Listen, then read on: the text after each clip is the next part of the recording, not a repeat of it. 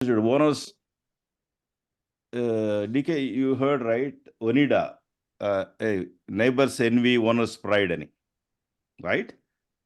It a kind of అక్కడ ఏంటంటే kind of N V అనమాట. ఈ విద్యలో రే అరుణ్ ఏంటి ఇంత బాగా చదువుతున్నాడు, ఇంత ఈ స్పెండ్ చేస్తున్న time, I think I also need to really be very good at in some area, I need to beat him.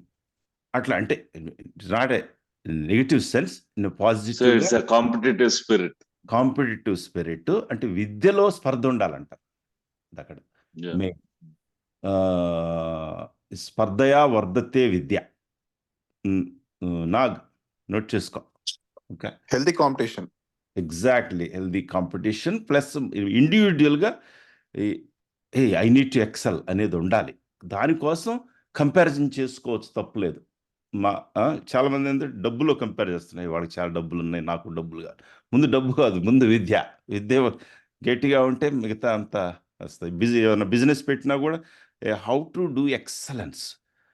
వాళ్ళకంటే కస్టమర్స్ని మనం బాగా ఎట్లా తీసుకోవాలి, ఎట్లా ఆ కంపెనీ వాళ్ళకంటే బాగా చేయాలి, మంచి ప్రోడక్ట్స్ ఎట్లా చేయాలి, ఆ స్పర్ధ ఉండాలి. ఆ స్పర్ధ అంటే ఆ యొక్క వాళ్ళు ఒకళ్ళు బాగా చేస్తున్నారు అనుకో, మనం ఇంకా ఎక్సెల్ అవ్వటానికి. బట్ ఎనీవే కాంటెస్ట్ ఎవరు? ప్రసన్న ఘట్టంనేనే. Okay, Bala already working on Databricks at home, right? Of course అంటే డిఫరెంట్ లెవెల్లో అనుకో, but still you need to excel quickly. Soon you need to showcase that you know better. Deal, Prasanna? Sure. Yeah, it happened. I taught some skills to my wife, and she beat me in SQL, at least one area. SQL. Oh man, I can't do the SQLs that my wife writes. The complex joins, inner joins, outer joins. Still I had to search Googles, but she does like that. So yeah, everyone has excellence. God has given a great brain to everyone. There is nothing called Harun can do this, we can do this. Nag can do this, we can't do this. Nothing like that. It's just a matter of showing some interest, focusing on it, understanding the basics. What exactly these things are doing, why these things are there like this, why they are designed the way they are designed. Things have logic. The things have logics. So these are all designed by human beings. This is how it is. When they design, they keep few things in the mind, right, DK? So when computers are designed, the stack memory, DK is a, this C++ guy. Stack memory, that memory, this memory, when they design like this, they design for some reason. So they may not be 100% great design like nature design. The nature is the best designer. But still there is a logic, right, DK? For everything there is a logic. So DK, agree with me? We need to slow down and really understand the concepts. And don't get scared of syntax. Now we are living in a great time. The syntax you can learn. It's important, but you can able to search. Now even Databricks, if you attend conference, everyone has assistant. They are even, they think English is the language going forward in few years. But you need to know why you are doing what you are doing. You need to understand how to add value to the customers. And last and foremost, before Harun take over, being social is human. Don't go back. Amulya, Amrita, Akshata, welcome back. Keep saying hi to people. Keep interacting it in groups. Going forward, this is more important in the AI age. In the AI age, Chandra, we need to be less like machines. Chandra, agree? Thumbs up. We need to be less like machines. We need to be more like humans. Humans talk, humans greet, humans network. You may ask me, no, sir, I don't have any time to talk to people. I don't have busy at home, kids, wife, husband, in-laws. These are all, everything is there for everyone. But still you need to find not only your just a few friends, professional friends. So, sir, how they are not my friends. No, if you talk to people, they become friends. Friends means professional friends. They may not be so close friends like your school friends. It's a win-win. Just encourage each other, smile, greet, sound positive. Then they sound positive. Share your knowledge, like our Shiva is sharing in our groups. So you start sharing. Somebody get a certification, encourage them, hey, good job. Then they will help you. So the networking is very important. Going forward, even these conferences and all, you need to attend. Not on your own expenses. Try to find somebody to sponsor. Make sure you attend because you get a lot of inspiration. And people sit for lunches, people sit for dinners. They remember, people click the photos, they remember you were there. Next year, when you leave your job somewhere, they will be somewhere in the LinkedIn you can reach. Hey, can I apply for a job in your company? Or your friends might need hey, Harun, I have a cousin who is trying for the job. Can you look into this? People always remember networking, through networking. People want Will to, actually, yeah. people will actually reach out to you if they have a position or if they're looking for resources. They will reach out to you and offer you that this is a opportunity. Would you like to join us? Because that is best case scenario, but at least then things are not, you can reach them, right? People reaching us is a little bit extra. Maybe they reach Harun, not everyone. But that's also the scenario.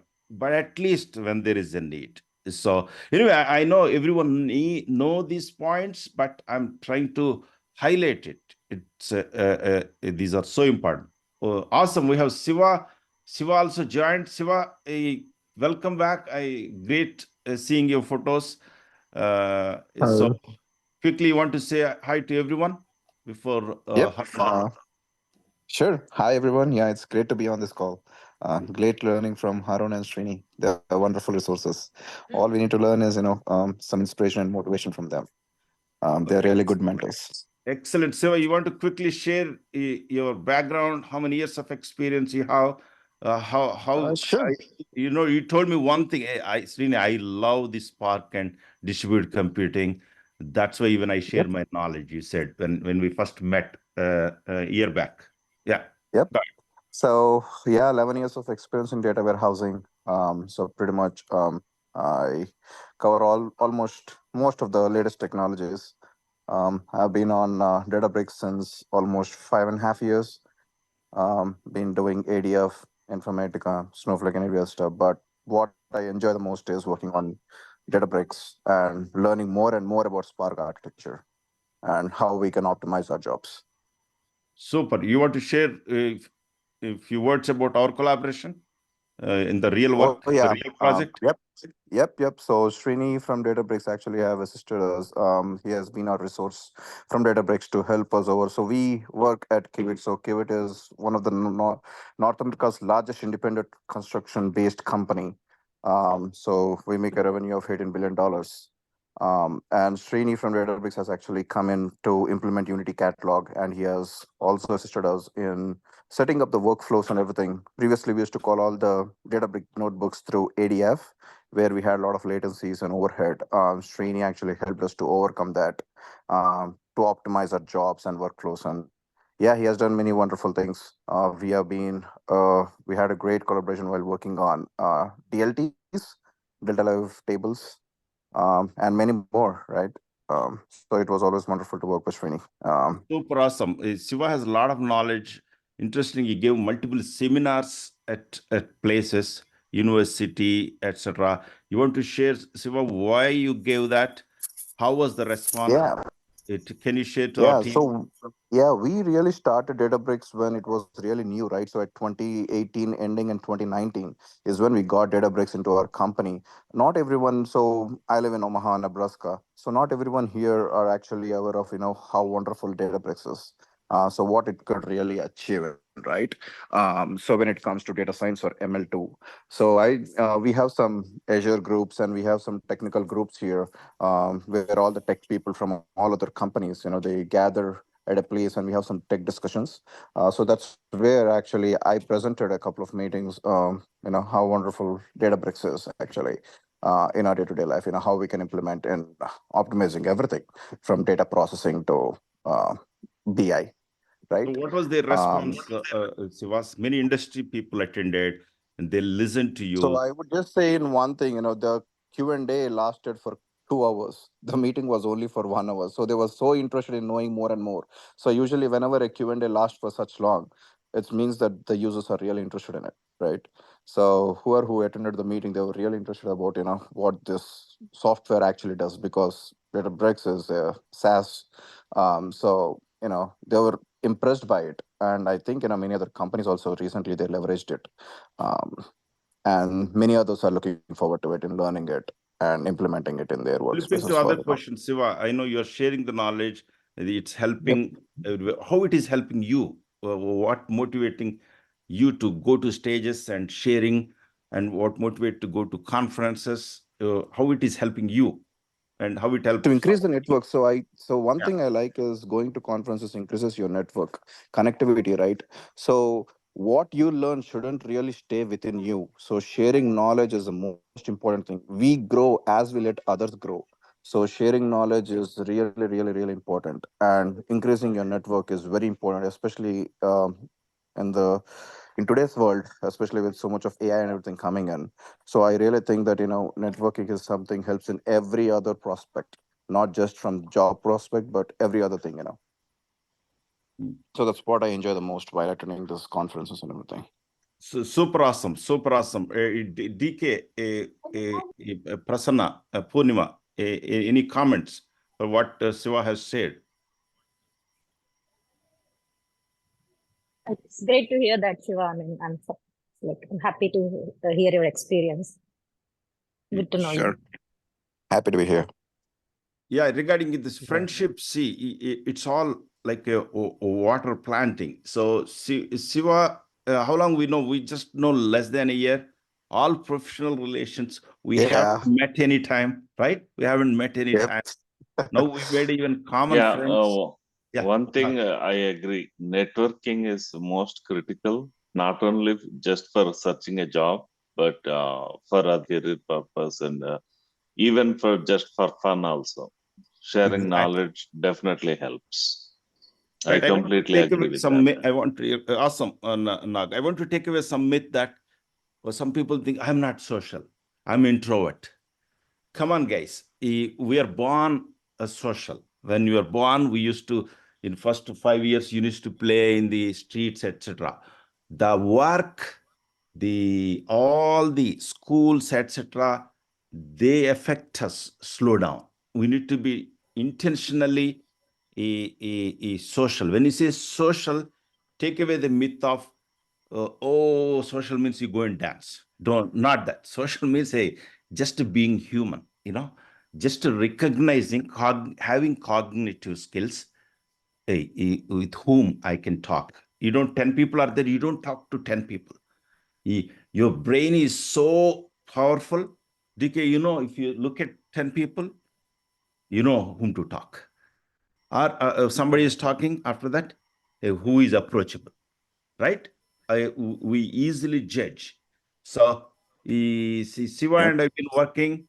I work at different places. So Siva is very approachable. He is the one, our client contact. He is very approachable. He very friendly, very sharing.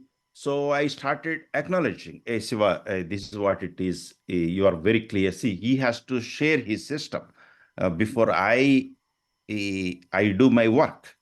So Shiva has introduced, Shiva has given me the access. Shiva say, this is we are the scoping, this is our area of focus, this is what the deliverables. So he clearly started explaining. Then I started telling Shiva, awesome, this is what you gave me very clearly. It's very helpful. So I've acknowledged what are his strengths. Then even I asked, hey, Shiva, you sharing so many things so detailedly. Did you ever teach to people? I genuinely inquired. You know what he said? Hey, all internal trainings, whoever on board, I train because I like Spark. I teach all these things. That's it. See, common thing, right? We found some common ground. Then, Yeah. right, Shiva? He Yep. started helping us, helping me. I started helping him. We became friends. Right, Shiva? Yes, absolutely. I thoroughly enjoyed it.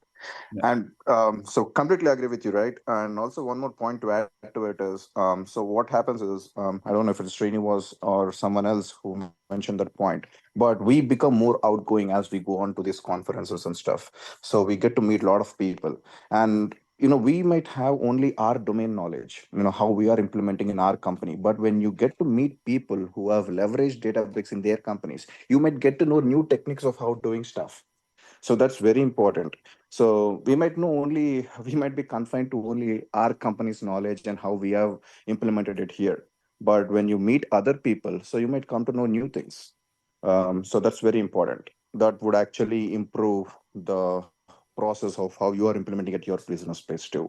Um, Super this awesome. is Yep. Super awesome. That's a great point. So everyone, there is nothing called perfect. What we do is some, but what different people do different things. A platform, there is always new things. It is not that net new, but new way of doing things. People have thought in the designs which are not commoditized. Things may not be there in the documentation.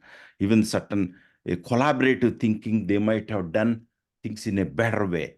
So with the small points, we get a lot of inspiration, a lot of support, but it's all fun and exciting, this platform. We are in a great ecosystems. Interestingly, Shiva, these are all experienced people. DK, my friend, my classmates in my college. So great, he's already there in the analytics space. He's collaborating with us. Subbu Nag works for Microsoft, architect. He was my colleague long back. So Chandra is a great friend here. Ravi, friend's cousin. Interestingly, we have Akshata, who did her MS, but very ambitious. See, it's a great opportunity for you, Akshata, to interact with this 10 plus years of experience people. Amrita, Shiva, my colleague in another Shiva, but Shiva and Shiva. Okay, awesome. SH and SI. Like Srini and Yeah. Srini, some people are Srini, right? Purnima, awesome here in Frisco. So you should visit Frisco, Shiva, Yep. from Omaha soon. Definitely. You're Yep. making more friends here. I heard that there is a master students who just recently passed out from masters. So to all the upcoming people, I just have this mindset of learning every day. So every day is a learning to us. So just have that mindset. That having that mindset is very important. So yep. I love that. The lifelong kindergartner. We crack joke. I'm not a kindergartner, lifelong kindergartner. Sahil also here. AT&T is a project colleague. So Harun is, I worked at Apple. So guys, everyone. So here, for the knowledge, there is no difference in the age. Because, you all know, thumbs up, Purnima, DK, you go to work, you work with the 30 years experience guy, 10 years experience guy.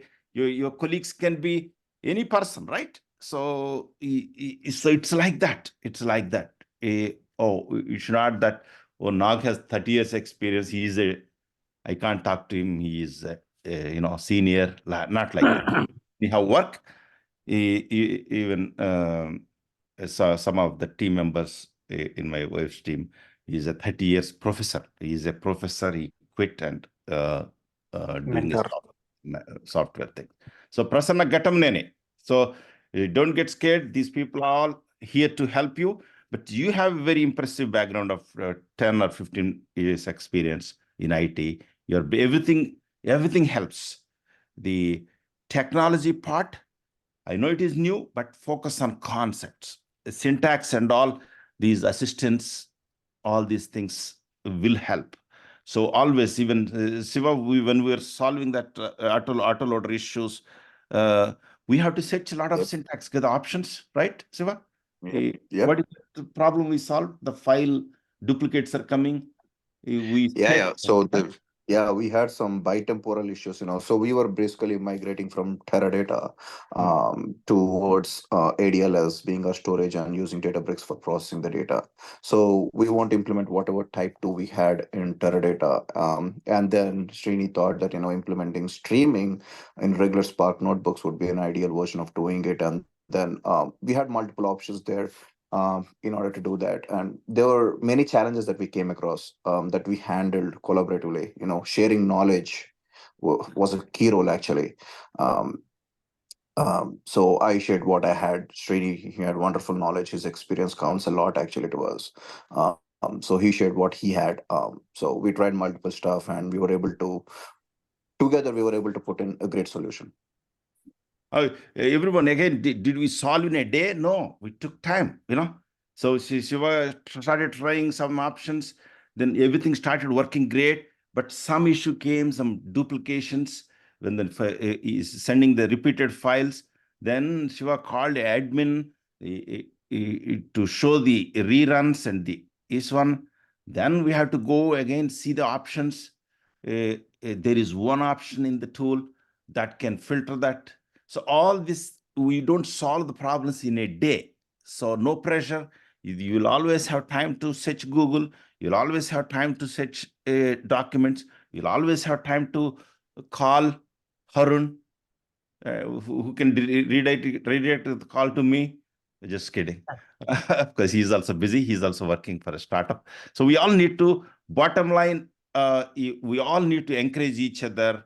No matter what, the journey will become easier. If you feel a couple of people to call, if there is an issue, that is awesome.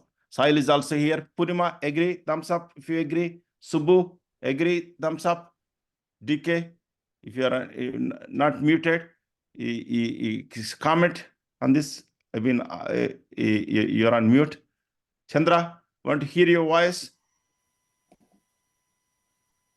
Super awesome. I'm feeling wonderful, particularly today. Many people provided so much excellent insights. Super awesome, super awesome. Last, we have stuff to do, Harun. Siva, question again to you. How does these trainings, not in a traditional way, like this one, we collaboratively discuss with the experienced team members, the continuous learning. You already highlighted that. How do you think it will help? Oh, this is a great place to start with, especially with people around who has knowledge implementing these. I think so. Just have this mindset of learning every day, like I said, right? So even if it is just something at one point that is new to you, that is still a learning. Just don't get discouraged anytime. Just have the positive mindset, and these trainings would be really, really, really helpful. And have some hands-on too. It's not just about listening or having some recordings, but whenever you get a chance, try to have some hands-on. That would really help a lot. Besides just listening. Super. Going home and couple of lines trying is all about IT. IT is all not about theory. Understanding the concept, but at least the nice point you mentioned, Siva, putting 2 lines of the code, either copy paste, run it, then type. Once your muscle memory feels spark.read what are the park here, CSV, the load, giving a path as you're giving backslashes or forward slashes as you're typing, you get to know. That's a great highlight. And again, thanks for highlighting, Siva. I love this. This is awesome. And moreover, this is a generic technology. You can work on Fabric, you can work on Amazon, Any data and AI ecosystem you go, it's the same stuff. Ingestion, streaming, batch, scheduling it, then putting into the data warehousing, giving it a front-end tools, running these queries. But Databricks is like on steroids. It's more powerful. They bring the best packaging, but UC, open sourcing that, Delta, open sourcing it. It is compatible to other platforms, Iceberg, created by Netflix with a uniform. So all this brings a great community, 140 countries. In whatever the country you go, you'll have job. Most of our jobs are, especially in consulting, remote, or you can take up a job like Shiva, full-time job after some time. Shiva, you also worked as a consultant for some time for your company. Then they absorbed you as a full-time. Is that fair? Correct information? Yes. Yep. I worked for as 4 years as a contractor, and then they offered me actually full time. Super awesome. Super awesome. Purima, is this encouraging to hear from our team? Subbu, Shiva, you're quiet in university. How does the Just sound? listening. No, it's all good, Srini. Definitely. Couple of things I can probably add though. Please, So please. the one thing is like you can definitely get carried away with your day job, and you feel like okay, maybe tomorrow, and Right. but yeah, definitely, yeah. I have seen that, personally. I'm not hesitating, to say that too. Right. But definitely, collaborating with you definitely brought the good, very good out of me. Definitely, I can say that. One other thing is the conferences that we were talking about earlier, right? So if you get a chance, presenting at the conference will do like a big booster of your confidence. If you get a chance, and Absolutely. So the network also follows. but again, you can't do it overnight. That's your different stages. Already Siva started presenting at local conferences. Then there will be local, but that is a great point. That's where even you get ready to present in our classes. Then we might do some sessions in local, like Siva did at Omaha, like we'll do in Frisco and Plano, in person, we'll meet. Then we'll take it to Dallas level. Then we'll take it to San Francisco one day.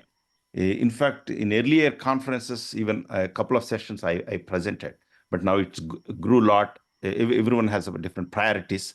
So definitely that is a great. So everyone, yes, get ready to present in our classes. Some always you can present some new things like best practices, how another company is doing, how even Siva presented how their company did. And for a lot of people appreciated the DLT pipelines they have done. Even we got surprised initially, but that shows the leadership intentions. Siva team, Siva is the main. There will be always a champion who bring that energy onto the table. So they are the people who grow. There will be ups and downs always, but this team and these works will help. Last point I want to mention. A lot of people think, sir, after working, after family, where is the time? Where is the energy? It's the other way. Actually, these activities bring energy to your work. So if you don't do this type of things, your work will drain, because work is always, it's somebody's agenda you'll be doing. Whereas this is a learning, so intellectually stimulating, also talking, encouraging each other. So this energy you need to take to the work. If you don't do this type of things, this is what my experience, I've been doing it 25 plus years. So if you totally focused on the work will drain. So these are the areas which will recharge. Thumbs up, everyone. Subbu, Prasanna. Awesome. Siva, awesome again.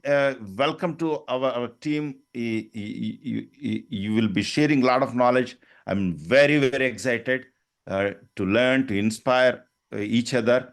and encourage this team. And we're all going to, again, it's not a just training few masters guys. We're already connecting with few Databricks partners. They are lining up projects for us. They are looking for good resources. Get certified, at least associate, because already Aruna and who is that? Prasanna, Lakshmi Prasanna cleared. Every one of us in 2 weeks, let's crack. I think Shiva, Harun will encourage us. The awesome team. Let's do great teamwork, guys. Thanks again, Shiva. Be there always. Whenever you feel like dropping in, chip in few words. Now you know Harun also. Sure. Yeah, I yeah. met Shiva first time in the conference. You Great person. how was your experience with Shiva, Harun? Yeah, he's a great person. We just hit off. We met, we just introduced, and then we met continuously. We met for lunch. We went to the sessions there together. We discussed a lot about Yep. the architecture, the nodes, what is happening in the industry, what is happening in Kevin, what we are doing, where is the industry leading. So we had a lot of constructive discussions. We had fun. We went out for a lunch with the team. So Right. yeah, we kind of became good friends. Super awesome. Purnima, you don't have to just reach me. You have very good questions on clusters, configurations. Here you go, Harun and Shiva. I'm introducing another friend to you. You please feel free. Of course, now Databricks is going for serverless. You'll not have a worry about all these configurations in coming forward. But still, the core knowledge always helps. Purnima, does it help? Yes, thank you. Yeah. Sahil, you are here from AT&T. You're not saying anything. You want to say hi to everyone? Yeah, hi everyone. Yeah, definitely, Srini. It's a great experience. I mean, seeing Harun and Shiva, and I saw the vibes over there. And definitely, I'm close to San Francisco, but I missed it. I would love to be part of that. Oh, Definitely. really? How did you went to conference?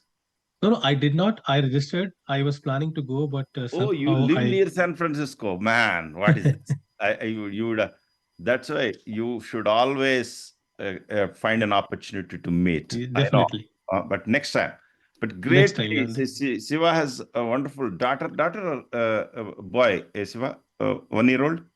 Yeah, 1 year. It's a daughter. Yeah. Super awesome. girl. So I think you celebrated first birthday yeah. in India. Yeah. We went to India and celebrated it there. Great, guys. A lot of things common to all of us. Everyone as kids, family, we share the same culture. So let's encourage each other and let's spread this knowledge, encouragement to other community. A lot of different communities. Shiva, when she shared, a lot of people, Americans, different immigrants, everyone attended. Common language is technology. Common language is math. Of course, math is a school, but common language is AI. Right? Apart from common culture, Telugu, Bollywood, all these things is part, but then now professional common language is technology,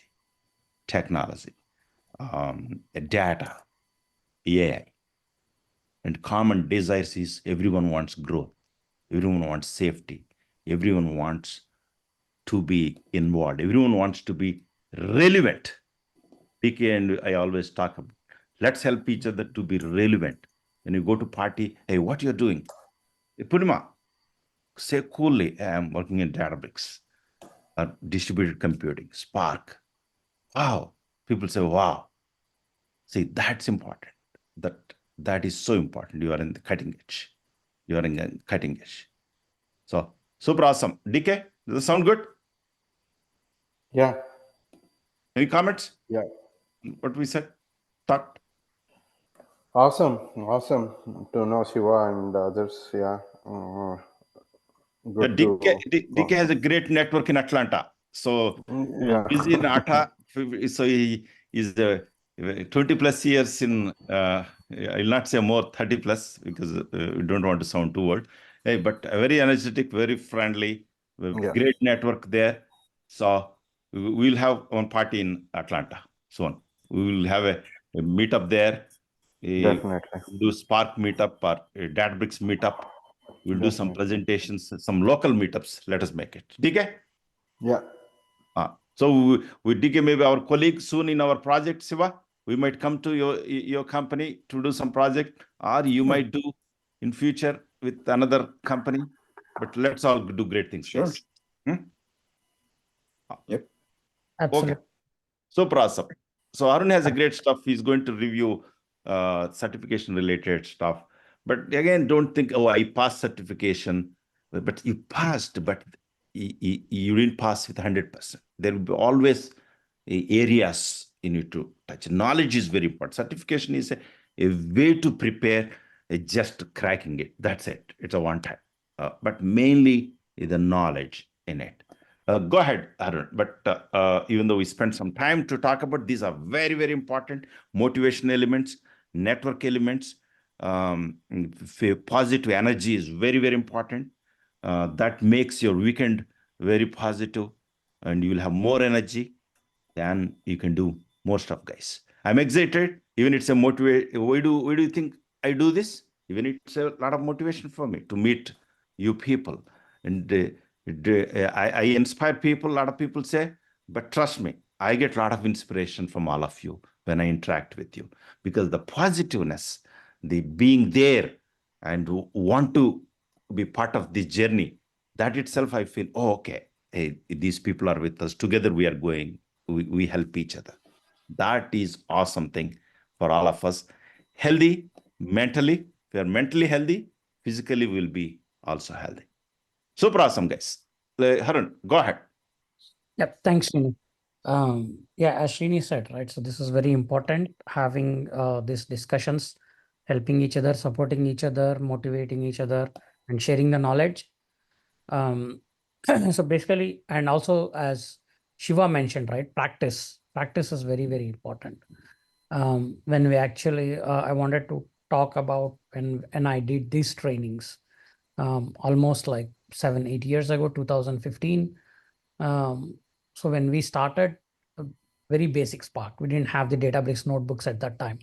We didn't have a lot of connectors, JDBC and Spark.read and all that. We were doing very basic Spark version 1.0, 1.2, 1.3 at that time, where we were trying to compile all the jars to connect to different sources like Cassandra, like Kafka. So everything was on local. We used to install, do a lot of R&D, explore things. But every week I used to do one small use case and then present to the team. That's how I started. That's how I learned. And I think that's the best way, everyone to practice and then present what you have done. It need not be something new. It can be just simply reading a file and writing to the table, or simply doing some transformations and writing through Medallion architecture. That's the basic. Wherever you go on Databricks, that's the fundamental thing that you will be doing. So I encourage everyone to prepares your own data sets. Harun, but we need to organize this. They don't just prepare and comment. So we'll call next week, Purnima, Saturday for 15 minutes. Okay, Subbu on Sunday. If we have any handshake with them, then they will come and present, because they are all present at work anyway, always. So let's do that. Yeah. Yes, let's get into it. Thank you, everyone. Siva, you and everyone joining, putting the effort. We're going to have a lot of fun. Yeah. Go ahead. So based on that, right, based on focusing on the certification today, I thought we'll look at some of the documents that Shiva has shared. So we thought we'll take that and walk through all the concepts that we have learned, reiterate with respect to the certification. And I want you guys to participate and talk about this, each topic for the next 1 hour. We'll just go through that topics, what we have covered in the last month and a half, 2 months, and then review and revise. And then I want you guys to talk about 2 lines or what you understand. And then we discuss about that topic for the next 1 hour. And then we'll try to cover all the topics that are related to certification. Does that sound good? Yeah. Okay. Yeah, Harun. So yeah. Yeah. So we'll go with this document and then we'll talk about this. So it has like 15 pages. and then we have an hour or so. We can quickly sort through and understand all the concepts. So make sure that everybody is very confident of all these concepts. Okay. So each topic, one of you can volunteer and talk about it, just whatever, and then others can add on to it, or I can add on to it. So that's how I wanted to structure this session. But Harun, I encourage you assign it. Hey, so first one, Yeah. can you Punimatinta? Yes, sir. People never Let's- volunteer. It is not that people problem. Volunteering is a voluntary. Whereas when I you know. have a handshake, it will be very motivating. Yeah. Definitely. Sure. Yeah. So, okay, let's talk about the first topic, Databricks basics, notebook basics. So we talked about, so all of the exercises we did on the Databricks notebook. We know we have done a lot of sessions. So these are the basic Databricks notebook where we do we write the PySpark code or the SQL code, and then we have these widgets where we can mix and match the type of code we write, whether it is Python or SQL. We can mix and match within the same notebook, or we can have Scala or that supports the. Harun, quick comment if you don't mind. Siva, what are your comments on what we are doing? How close relevant to the industry? At least we think what we are doing is what we are doing at work. But any quick comments? You might not have seen all videos, but at least the notebook. It's very close, right? So every company is actually implementing it, and so especially the topics that you mentioned and the certifications that Harun is actually training on, very useful and very close to every business actually. Super awesome. Thank you, Siva. Go ahead. Okay. So yeah, we'll start with Akshata. Yeah, sure. I'll just talk about the notebook basics Mm. and what we did here. Sure. Yeah, so notebook basics first, in order to run our code, we need to create a cluster and then attach this notebook to that cluster, and then we can run whatever code we have written. And then we can write our code in different languages like SQL, Python, and Scala. And if we have, like in a notebook, if we have it set up for Python, and then if you have just like a SQL snippet of code, you can also do that using this magic command, like percent symbol. Like even if it's a Python notebook, but there'll be some SQL or some Scala commands. So we can do that using that percent symbol.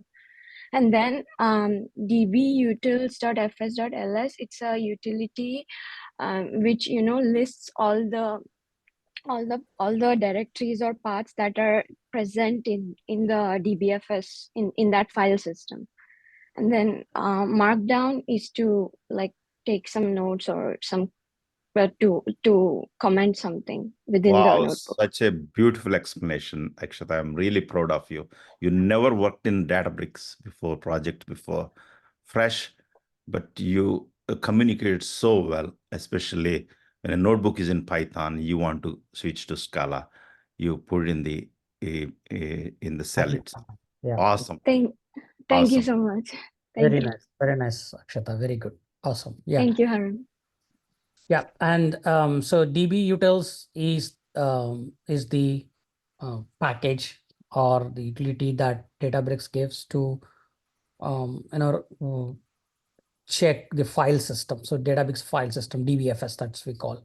It's just more or similar like a Linux, where Unix basically, where you can add files, read files in the directory structure, and also where all the data files are written from the Databricks, the UC catalog, transaction tables, everything.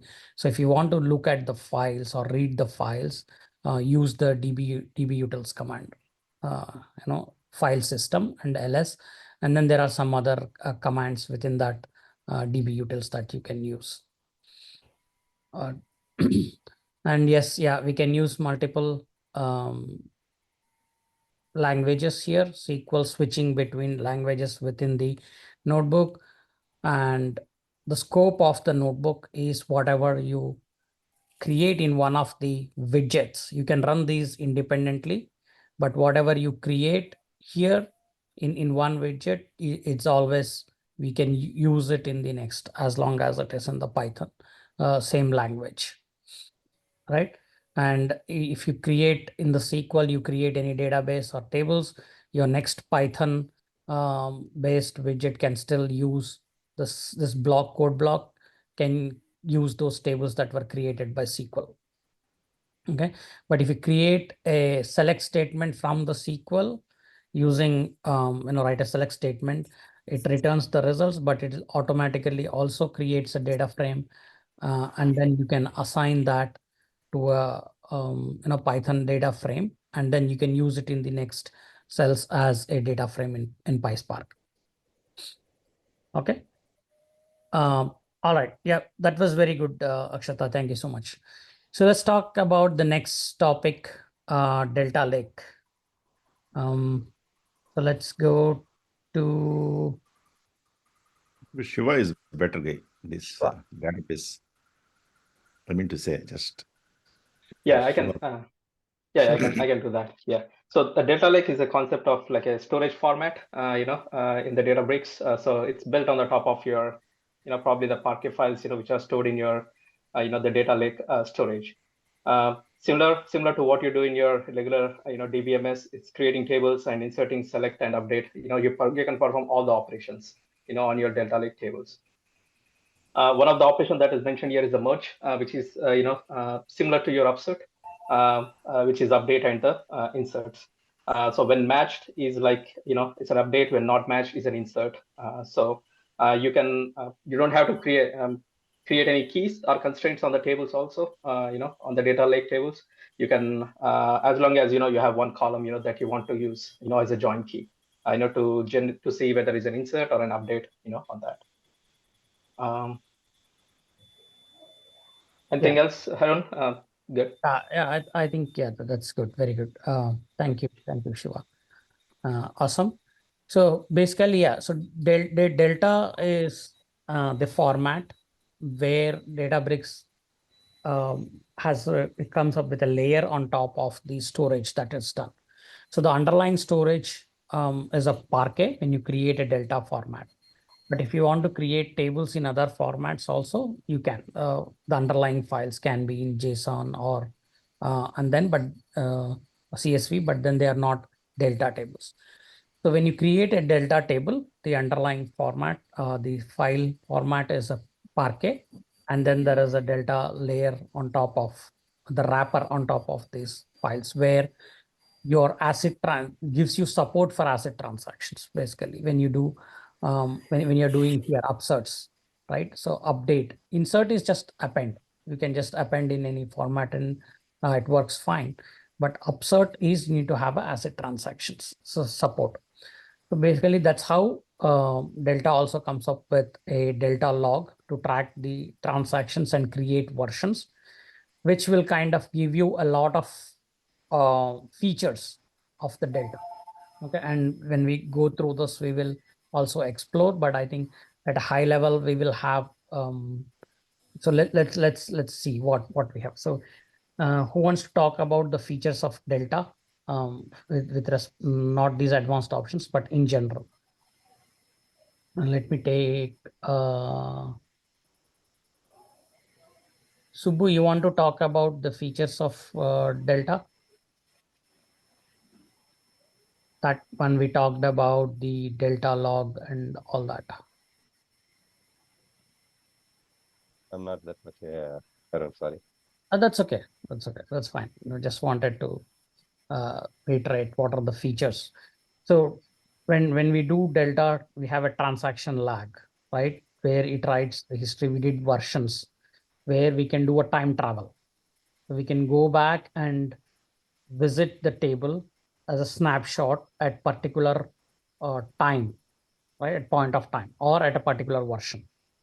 So you have two options, version as of and timestamp as of, where you can go back and look at the snapshot of a table in the past, in the history. That's all time travel, right? And then you can roll back the table to a previous version or to a previous timestamp.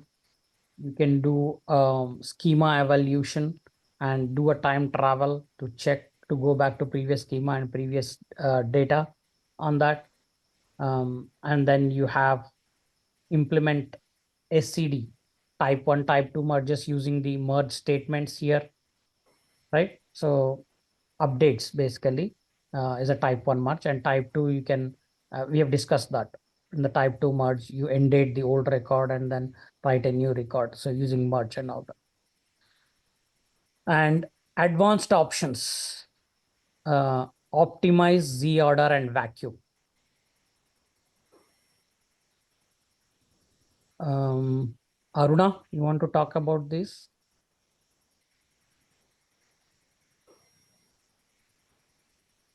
I can Sure. talk. Yeah. Go ahead, please.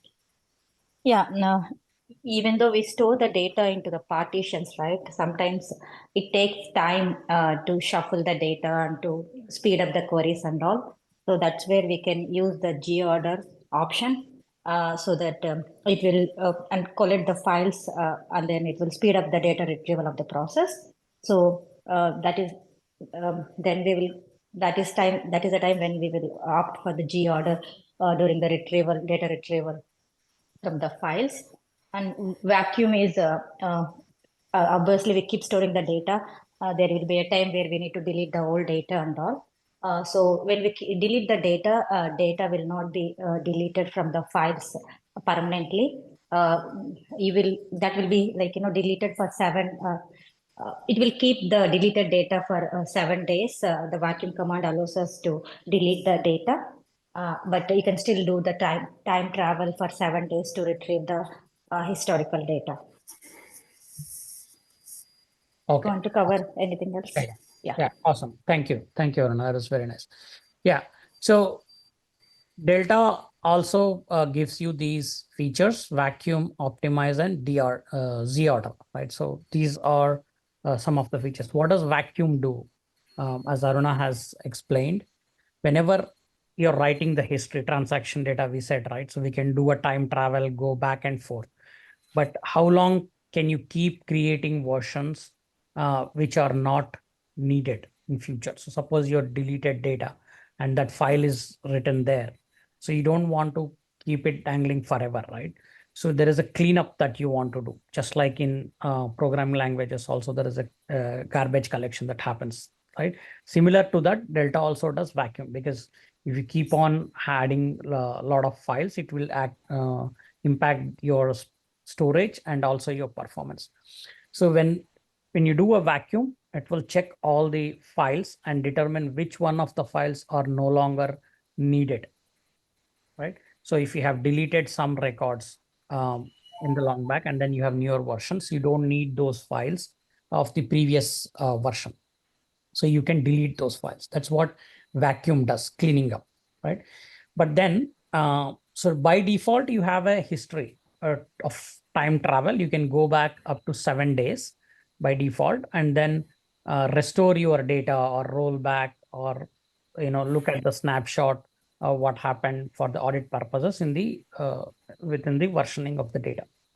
Now, before earlier than 7 days, it can delete the data. However, this is configurable. You can increase that 7 days if you want more time to retain your files. You can use whatever time, maybe 2 weeks or 30 days or whatever. Okay, that it will only do it past that date, past 30 days, all the files which are not used anymore, not relevant anymore. Okay. And the exception on this is caching. So let's say you have some Delta cache that is created for queries and the data is cached. So the files are deleted, but you can still access the data. It's just an exception, but not a norm. So don't worry about that much. And then you have optimize and Z order. So Z order, as Aruna has explained, it will index the files for faster retrieval of the record. So you can do a co-location of the data. So if you want to, it will automatically check, say, by sequence number, IDs. So if you want to do a Z order by customer ID, you can do that, which has high cardinality. You cannot do a partitioning because you cannot create a new folder structure for each ID, right? But you can still do a clustering kind of a thing that Z order does. Aruna or Prasanna? It was Prasanna. I think he got it as Aruna, so I didn't discuss. That's fine. Oh, okay, sorry. Maybe Okay. Prasanna. Okay. Sorry about that. So when we do the Z order, so you collocate the records so that your query retrieval, when using, normally you see where you use the where clauses in the customer ID or in the kind of where state you're filtering by state or country, those kind of things. If you Z order, all your data is collated and co-located in the one file. So your query retrieval is easier. Optimize is also another option where if you have too many small files, it will combine the records and rewrite into one big file. Now you can also specify what is the maximum file size, but what it helps is in the query retrieval, again, faster read and writes will be faster because you will have fewer files to scan and read instead of having too many small files which have small size and small partitions. Arun, on Z order, can you elaborate a little bit? I'm a little bit confused on the use case of that. Let's say I have an orders table, right? In that orders table, I have a product data and also have customers data. Some of my notebooks use customers data to perform some aggregations, and some of my notebooks may use products data for aggregation. It is still on the same orders table. So what is the use case? Like, when do I use Z order? Because I want to index on one thing, but in the next notebook, I want to index on another column. Okay. Arun, can I explain, Arun, Yeah, this question? Yeah, go ahead. So, so Z order, so let's say you have 10 Parquet files and how the data is stored in 10 Parquet files. Let's say customer 1 and customer 2 in first Parquet file, and customer 7 and 8 in second Parquet file, and another 9 or 2, 3 or 4 customer in 5 Parquet file. So what Z order will do, it will allow, starting from the first Parquet file, it will store the customer, it will shuffle the customer all like first Parquet file 1, 2, second Parquet file 3, 4, and third Parquet file 6, 7. So when you query the data, so it doesn't have to scan all the Parquet files. You can get the desired data from the first Parquet file itself. So that's how the Z order is. I hope I explained it.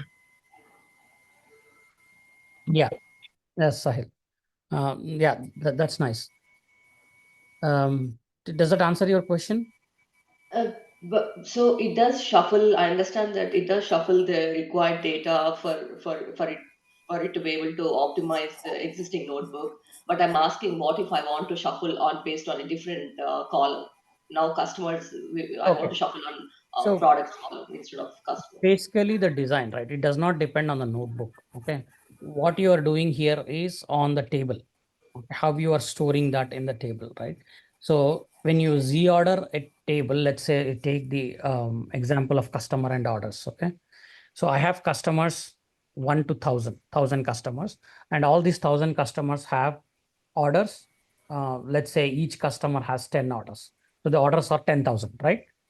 So now in a notebook, you are joining these two and getting the data. So how does the join happen? So it has to read all the customers, then it has to read all the orders, do a sort, merge, join, or whatever we read about the strategies, right? And then get you the result. That's the scenario, correct? Now, imagine where if I want to see, I want filter by the customer. I want to see, okay, where customer ID, first 1,000 customer ID between 1 to 1,000. So 1 to 100. Okay. So out of 1,000 customers, my 1 to 100 customers might be in all different files, right? And on the orders also, the orders for these customers may be in different files. So irrespective of your where class, it has to still scan all the customer files, and it has to scan all the order files to get the data, correct? Is that part clear? Yes. Right.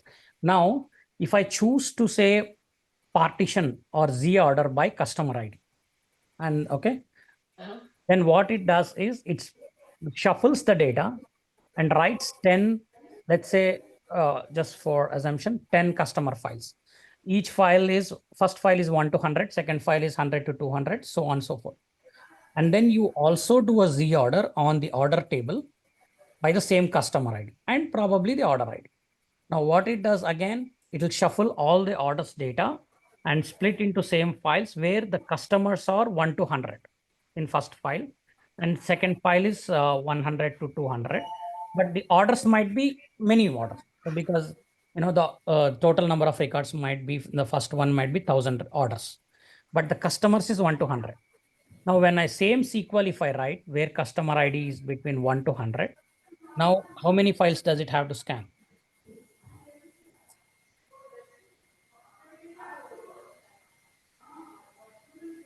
It might be all files because the 1 to 100 might be partition in the all the files, right? No, that's what we said, right? When we Z order by customer ID, now there are 10 files. So 1 to 100 is in first file. So when I write in the where clause, I just want 1 to 100. It only has to be one file.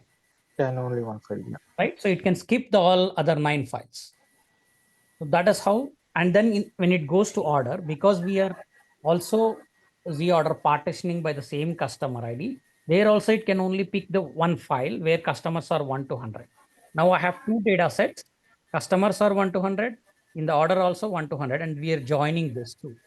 So it just needs to join two files. That's it. Z order is same like one-time indexing of a file.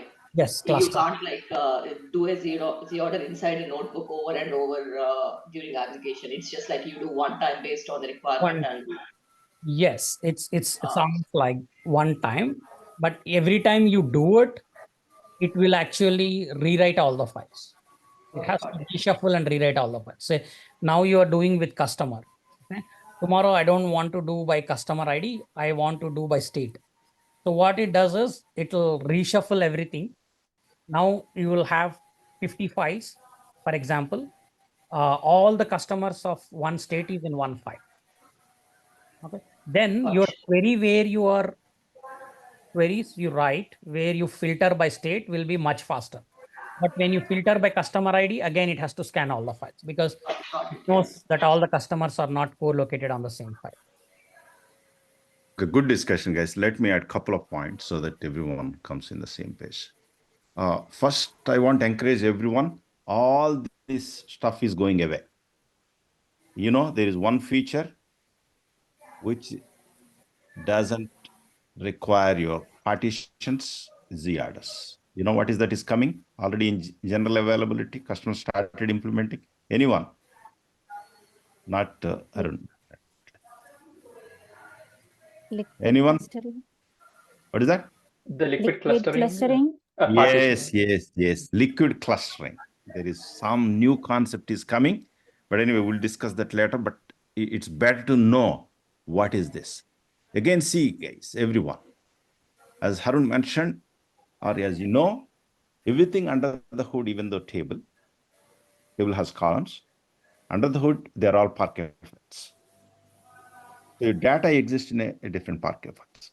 First of all, why we do the we only have one storage, right? That is file system. So we wouldn't have another storage for the tables. It's only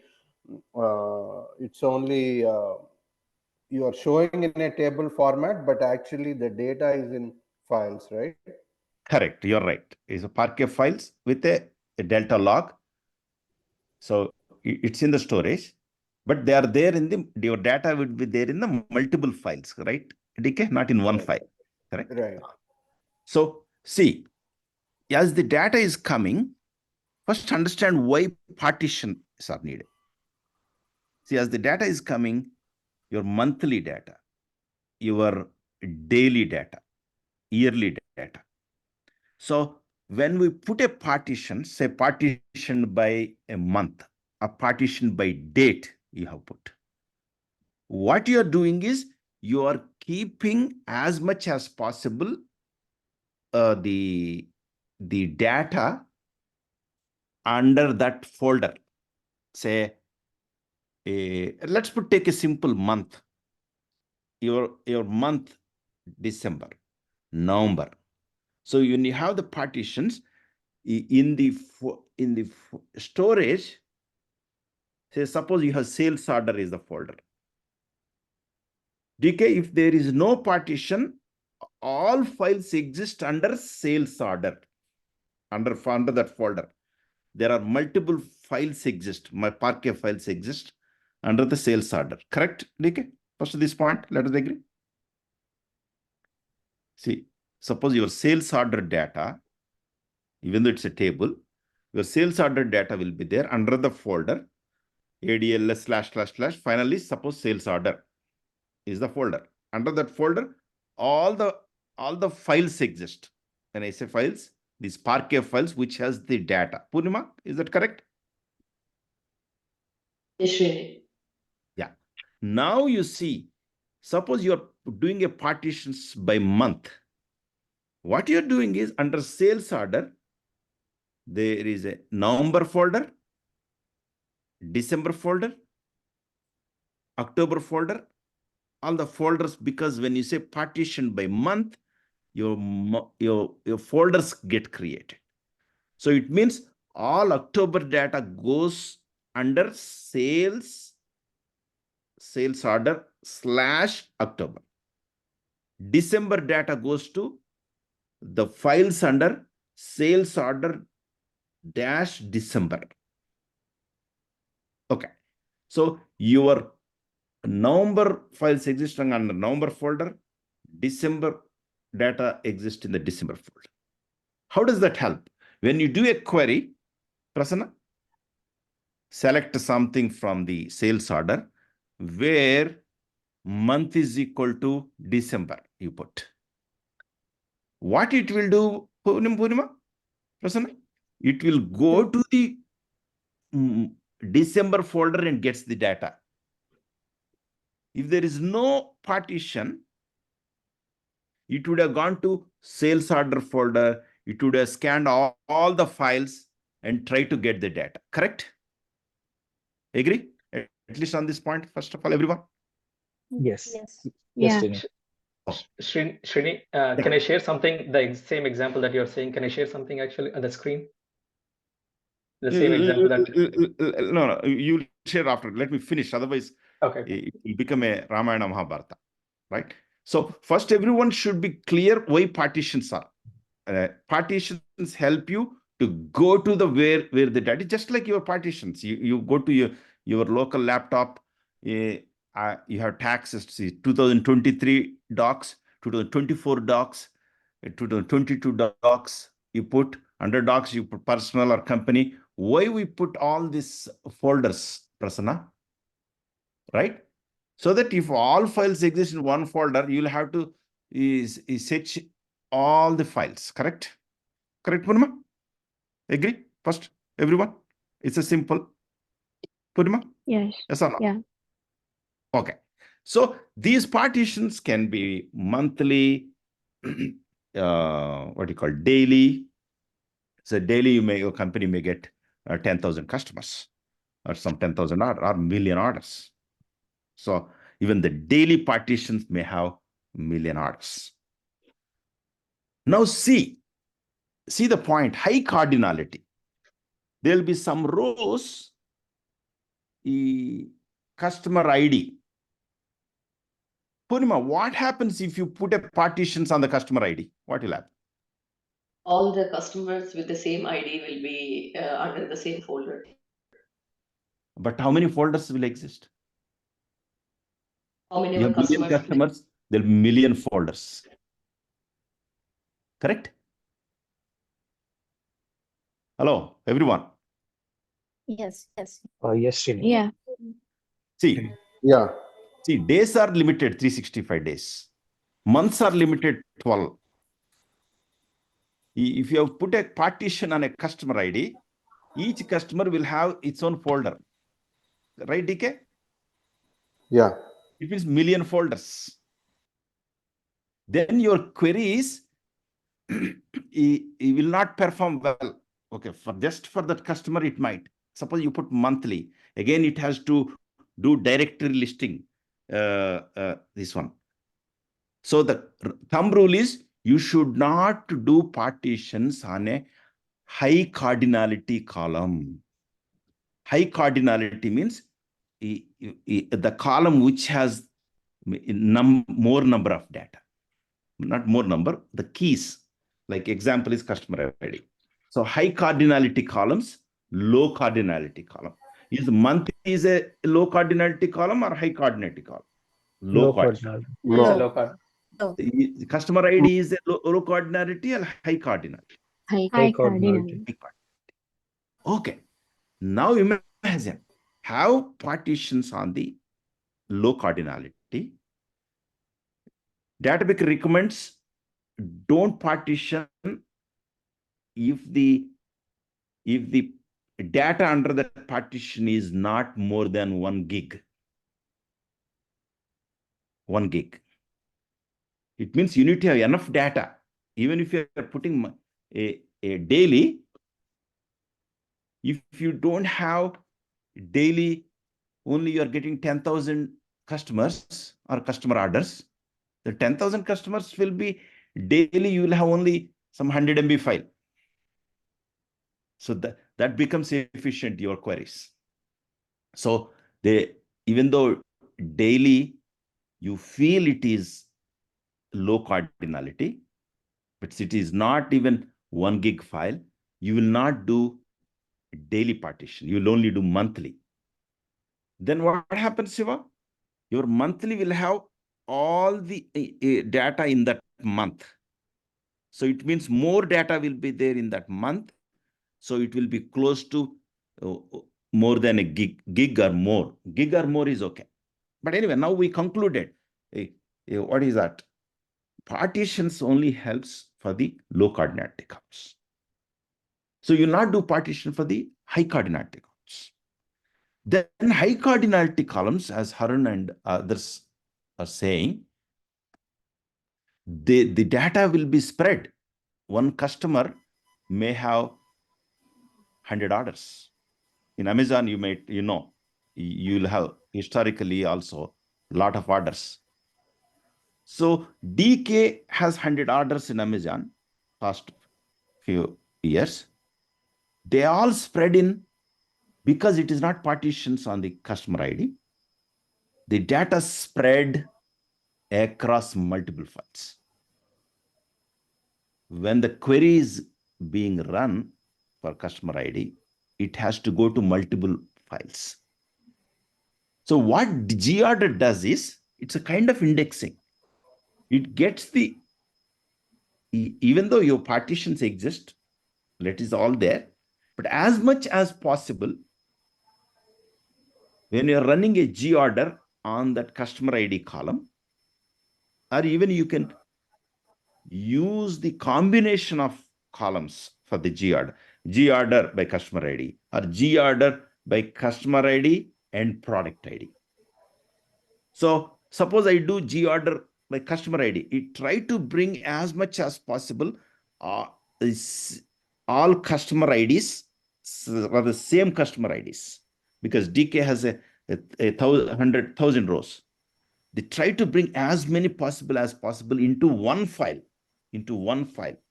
So when you say GOrder, it goes and try to find all the customers, bring it into one file, another customer as much as possible into one file. It does not mean one file for each customer. A file may have all DK data and all Amruta data, all Purnima data.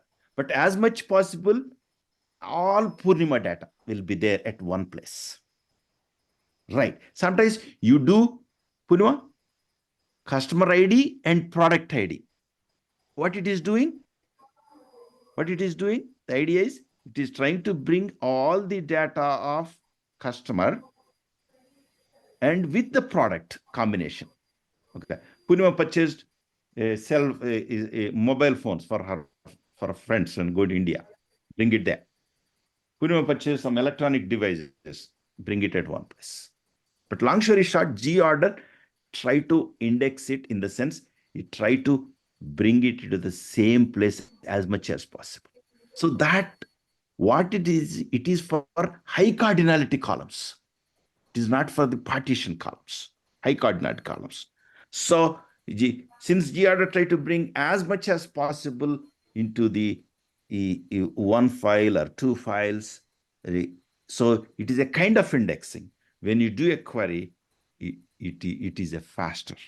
But again, you will do this only when your SLAs are not met. You will not do G order for every column, every table. You will not do partitions for every table. So partitions and G orders are a way to group these files so that your tables will be more performant, more performance. Optimize is also another first way. Optimize generally compresses into small files into bigger files. Instead of going to multiple files into multiple of 128 MB files, when you run Optimize, they may make 1 gig files so that it doesn't open multiple files. So Optimize, partitions, and what you called these is G order. Now this new concept is coming. We haven't discussed this. We'll try to dig more and try to bring probably by next week liquid clustering. Of course, no exams will ask, but it is good to know, is replacing the need for any partitions and this one. They come up with a very intelligent concept using AI, with which, because people spend a lot of time on what column need to partition, what should not, and where I should run G order, these things. People are spending time. So Databricks came up with this new concept. So briefly that, any confusion, guys? Did I confuse or? No, Srini. No, Srini. It's clear. All these things you G order or optimize and everything, you do it on files, not on tables, right? But when you do It's on it, tables. command is on The tables back- only. Command is Even on though tables. under the hood, it all happen in the file the level. files. What is the syntax? Syntax is G order. Can you Google somewhere if you have syntax? Harit, can you show? Yeah. G order, the table, You columns. do it on Optimize table name. Yeah. Can you show G order syntax? Databricks. Srini, in the meantime, can I share one point Yeah. that is related to cost?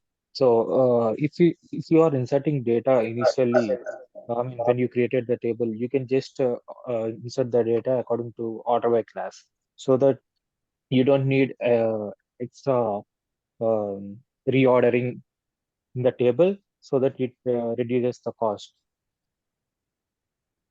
We'll verify that, Ravi. Good point. And the production environment in project level, we do reordering on smaller tables, not on big tables. Just in case you want how we use. See that DK, the syntax, optimize schema in the Zoom chat. Optimize schema dot table, because now if we have catalog unit is catalog dot schema dot table. G order by one column. You can use even multiple columns. You will say on the table, DK, but this, since your Spark knows this table under behind the hood, it goes to those files and does that. Where is this? See here, optimize. So on, you can even use multiple columns. Purnima, any question? I hope I didn't confuse. Add more. Makes sense now. Okay, you can read a little bit. Akshata, does that help? This G order is different Yeah. from order by, right? Order by is for a querying. Just G order is literally. This is just an optimization command. Okay, got it. Correct. Order by is your Querying, temporary shuffle for you for read. This G order optimize literally go and command. Organize underneath. the files. Correct. Yeah. Okay. So you just look Ravi, could you please repeat what you mentioned? I think Ravi was saying some good point. Ravi, could you please repeat? Ravi, you're on mute. Or okay, we will take it further. Okay, guys. Yes, Srini. Yeah, go ahead, Ravi. I mean, initially when you create a table and started inserting the data, if you order the data accordingly by using order class, so you don't need extra reordering. What is that? What is the water class? Can you share it? I mean, initially when you create a table and insert the data, during the insertion, if you insert the data accordingly by ordering class, so you don't need any reordering for this, right? Where is that? Can you show me any Google or anything? Or can you share the syntax? Suppose you create table. When you create table, you don't insert, right? First you create table, right? Do you need to do anything when you create table other than? No, initially we create the table, but during the insertion of data, if hold on, Ravi. insert the Ravi, you need to slow down a little bit. What Ravi is saying is just, I think when you are inserting, if you insert in order, then do you I agree with you, Harun, but there are two statements we need to be clear. Sure. Initially, when you are creating the table, creating table is one task, right? First, let us call that. Do you need to do anything when you're creating table, Ravi? No. Okay. It's just like a create delta table. It's created. Now let's move. See, Harun, my brain works only when it is little bit logically, slowly. Okay. So in the first step is creating table is over. Right. Now insertion is like ingestion or something. Who will insert, Ravi? Who will insert, Harun? Is some people insert? No, right? It's a data ingestion does. Yes. Okay. So now go, Ravi. You go slow because when you're talking with one person, you can go fast. When you're talking with many people, you need to go slow. Okay. Now tell me, Ravi. So you are selling, now when you there are, is no need of G order, etc. I want to understand. No. I'm not telling about the G order. We don't need G order. But if tell me what you're trying to say. If you are inserting data initially by ordering class. No, don't say initially. What do you mean by initially? Tell me. I mean, before you don't have any data in the table. So okay, first time. You say first time. Okay. It's the first time. Yes. First time. First time you're inserting data. Inserting the data. If we use by order class, then what is all that? the Can data which is inserted. Can you type something? So what do you mean by order by when you're inserting the data?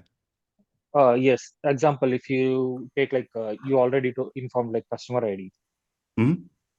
Example, you already informed about the ordering the data based on the months. So you can just take like select start from orders, order by date. I mean like month. Okay, I think let's do one thing. Ravi, try to share that in our group. We want to validate that. It's a little bit confusing. I don't know. Harun is a little bit smarter than me. He understood that. Harun? Sure, I'll do that. Yeah, I think that's good. But what I understood is that so Ravi is trying to make a statement that when you're inserting into the table itself, if you order everything by customer ID or whatever you want to, and then insert it into the table, then so you don't need Z order. But no, that doesn't happen. That doesn't happen here in the. This is a big data world. That happens in your general table. In the big data in any world, table, Srini, in any table, we cannot tell the system how to insert the data. I think. Exactly. Not guarantee the sequence. It doesn't guarantee all those things, and it is a lot of overhead. You know what happens? The idea is not to just get what you want. How much cost you are doing it? Every time you are ordering, it means every time you are doing a G order actually. But anyway, that doesn't happen. That is not industry. If you have any syntax or something, maybe you can share that. Probably we want to encourage you, Ravi, not to discourage you. I'll share it to us. But as a practice with multiple customers, anything is that's why in the algorithms there is a concept of cost, right, DK? The big one notation. Cost of doing things. My point of mentioning this is related to cost. Anyway, share Because- some blog or Yeah. some syntax or something, Sure, I'll do etc. that. And that you need to have a supporting thing. But that is, at least from my knowledge, I could be wrong.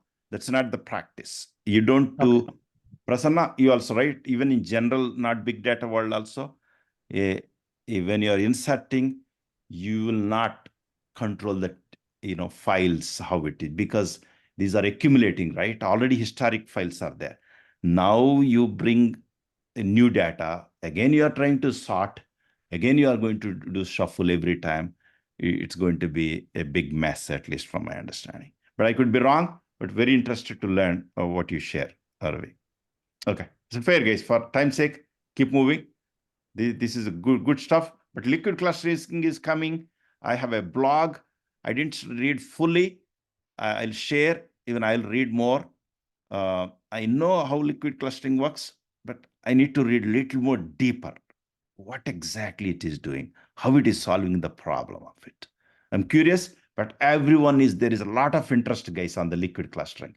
A lot of interest from the customers. And it seems very high performant, even better performant than partition sensor. Okay, sounds good. DK, does it sound good? We'll work on that. Yes, Srini. Nice. Okay. Okay.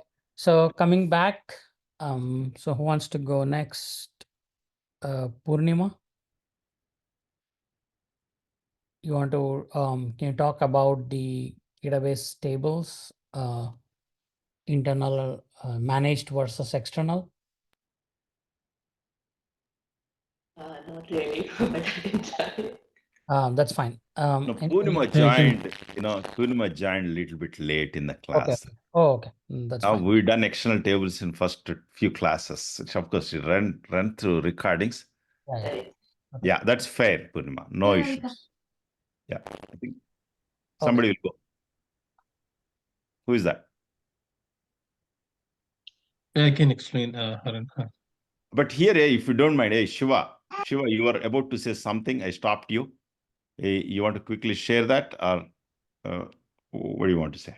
No, I can probably quickly, like just a second, I can share, but I'm gonna share this, in our group chat, in the WhatsApp group chat also. Actually, I can do that there actually. So I have this document, the Delta Lake. It exactly shows what you are defining, what you are just saying, table, where clause, and how does the shuffle optimize happen, and how does the Z order happen. Oh, super! Share it. You have great resource, man. You are like a gold mine. Okay. Ravi, please take Shiva's help for any of your questions when you're sharing. You can collaborate, Ravi. Yes, sure, I'll do that.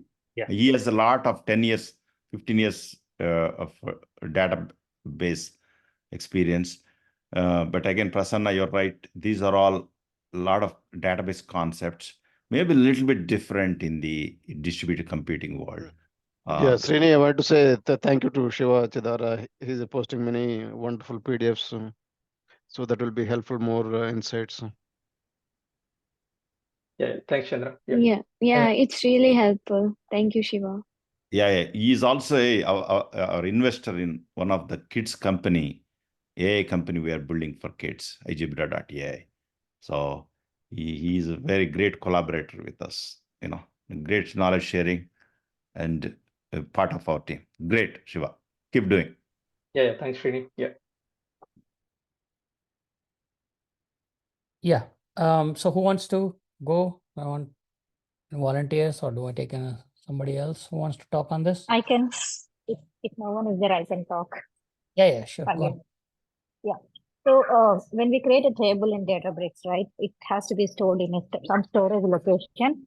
But so there are, even though it's like Azure or like AWS or Google, but still that storage is like divided kind of Databricks as managed storage and the external location. So when it is a managed storage, when you create a table, you can create a table as a managed table or external table. Managed table means the same syntax, you just don't provide the location where it has to store. Then it will become a managed table. But when you create a table and give us a keyword location and provide the path, it will become a external table. The major difference is it comes like if it is managed table, in the latest versions, managed table takes Databricks performs more actions on that, like, it maintains the table. If any performance improvements or any, like, all the optimization, it takes care internally. And also when you delete a data, it takes care of deleting both the metadata and the table and all in the managed version. Whereas in the external location, it will only delete the metadata, but the files will still stay in that external location. And then it's the user or the developer responsible to make sure that you delete the files from that. But why you need to go for external locations or the managed tables? It really depends on the company preferences. Some people prefers to store the data in the external location so that it's easy to, like, perform some other actions on that. Or so depending on the project, we will decide. So don't get, like, confused like when to go for the external location or when to go for managed. It depends on the project. So that's about the locations. Sure. So as I mentioned, right, when you drop it, managed tables will delete it erases everything, the metadata as well as the files in that location. But whereas an external location, Databricks only deletes the metadata. So the files, you have to make sure you delete the files. Yeah, great. Thank you, Prasanna. That's very good. Yeah, so basically when you create tables, you have two different modes of creating a table, whether it is a managed or external. The main differences managed is that you own the data, the files on which you're creating the table. External is a data store which is external to you, and you're creating a table on top of that to read the data. Now, when you drop your tables, if it is a managed table, the underlying data and the table structure, everything is deleted because you are owning that everything. But when you're dropping an external table, obviously because you don't own the underlying data, you only own the table structure, only the skeleton or the table will be dropped, but the files will still be there. The reason is that it is external. It might be shared with multiple people, multiple departments who are creating their own views, their own tables on top of the same storage, same file.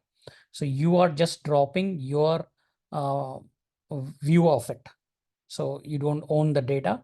That will still be lying there, and that will still be being used by other people or other tables that are created on the same storage.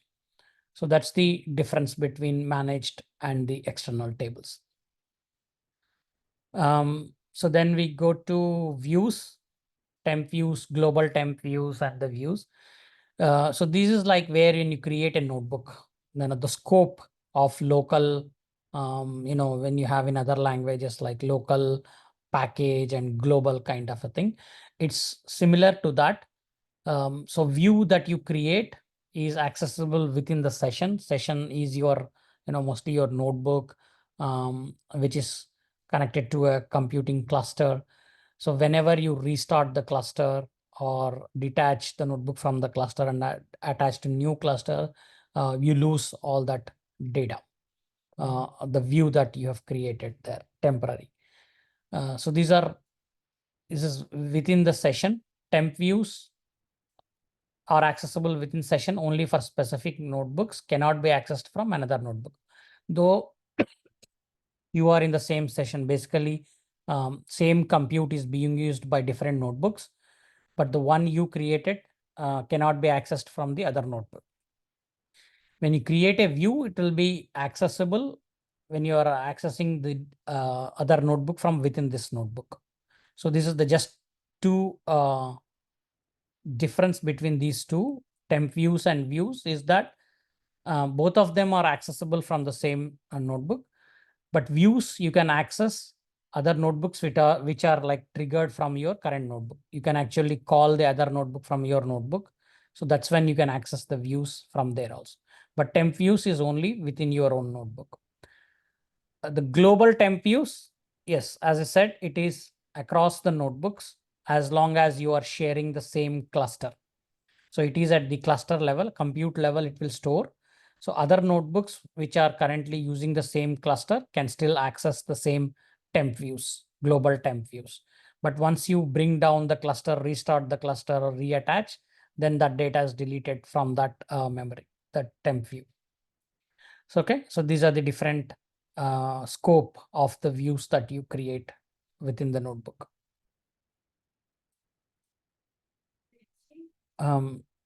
So I'll quickly scan through.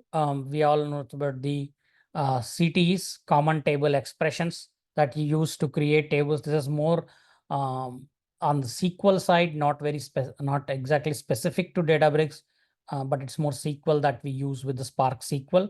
Most of it is very much related to your normal SQL. You write common table expressions. You write, as table, then you write a SQL, and then it is temporarily stored as table, and then you can refer that within the same session as a table further. Okay, it's more or less writing a join in the SQL and then creating it as a temporary table. So Spark SQL. But I want to add a comment. Everyone, try to spend some 20-30 minutes to check some blogs or your earlier knowledge on CTE. As Harun mentioned, CTE is a concept of SQL, but you might have done long back, or you might not get a chance to did that. If you have too many tables, you create intermediate joins and bring it as another table. So review that. This is even ChatGPT is a great example. Even I forget that every time. So ask ChatGPT, what is CTE? Can you give an example? It give you an example. So how it is joining when you have multiple tables. So there might be one question on in the test, or even some people ask in the interviews. So make sure that's a homework, guys. If you need some additional help, tomorrow you ask, someone will answer that. Yeah, just want that. Sure. Okay. Spark SQL. Any volunteers on this? Let me check. Prasanna Ghattamaneni. Yes, sir. Talk about the Spark SQL. What we are doing here with the files Okay, so and file type. so this Spark SQL we use to query the files. Like either we can do using a SQL or using a Spark SQL. So we can query different types of files, like either it can be a CSV file, JSON file, or PARQ file. So the syntax for the file is select start from. So before this, we need to specify that we are using this percentile SQL. So after that, we can query using the regular select star commands from the specific file which we want to get data.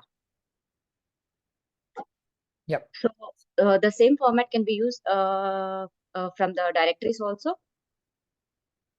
Okay, nice.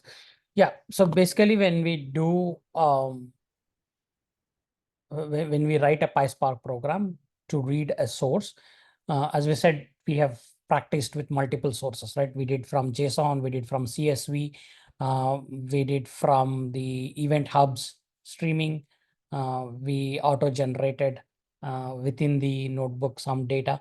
So all of these sources we can use to read from the spark.read, and then we can give option in the file formats, whether it's CSV or JSON, Parquet, text, binary, whatever. The same thing, you can also query directly the underlying files without creating a data frame and creating a table.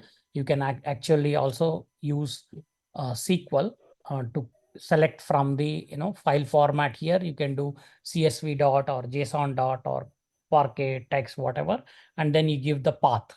Path basically we have seen using DBFS, right? So dbutils dbfs fs.ls, you get the file path. Use that file path here, and then you can read from the file. You In can this also case, give, it is directory only, right? sorry, come again.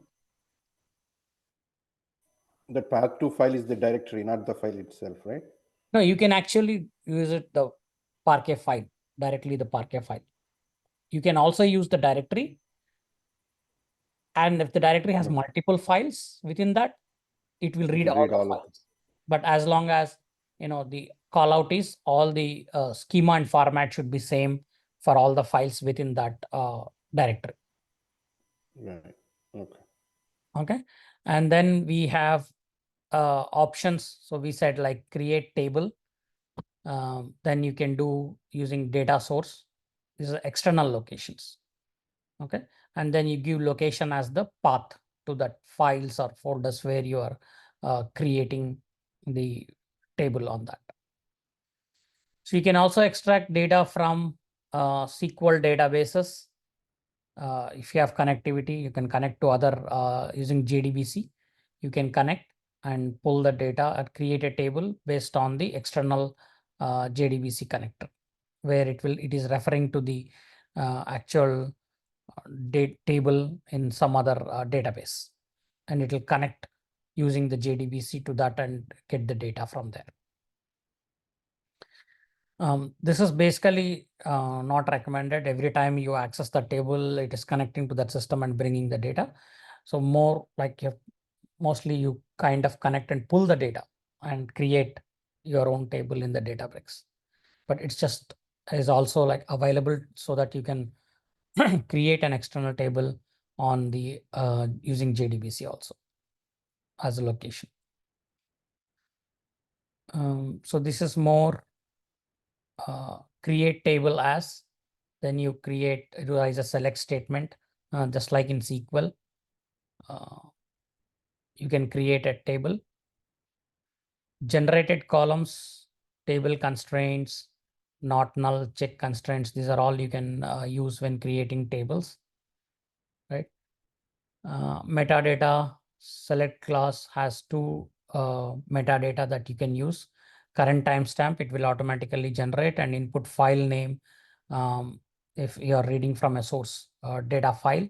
So you can also add that file name in the table where that data is being reading from which file name for troubleshooting and audit purposes. If you have an issue or wrong data in some record, you can have lineage to check which file it has come from. You can go and check if the data is or the values are same in that input file name or not. More for auditing, lineage, and troubleshooting purposes. So create table is again the same. You can use partition by class that we just discussed. And then we have cloning. Okay. So cloning a table, then you have different options to clone here. So deep clone and shallow clone. Okay. So deep clone is it fully copies the data and metadata. So it's just like exactly having another copy of the same table. Okay, so that is the deep clone. Shallow clone is you create a copy of the table, but it is still referring to the underlying same data. Okay, so that you are not modifying the table. It's just reading the same table, but it's more like a view, basically shallow clone. Okay, just copy of the delta transaction logs from there. On top of that, whatever you write, it writes its own logs, but the existing data will still share from the previous table where you are cloning. So you can do more reading on deep cloning and shallow cloning. One is copy with the data, and the other is just copy the structure and pointing to the data, same copy of the data of the original table. It does not have two copies of the same data when you do shallow clone. What is the use case for this concept, Harun? Is it for the disaster recovery, or like why would you want to do this? See, basically what it happens is so let's say It's like a single. It's like Yeah, single storage, multiple use. You can use like for multiple. The data set you can use for reporting or for machine learning or many kind of stuff. You can use this. yeah, Let me add a couple. Yeah, go ahead, Srini. Yeah, Purnima and everyone. See, you have a production data.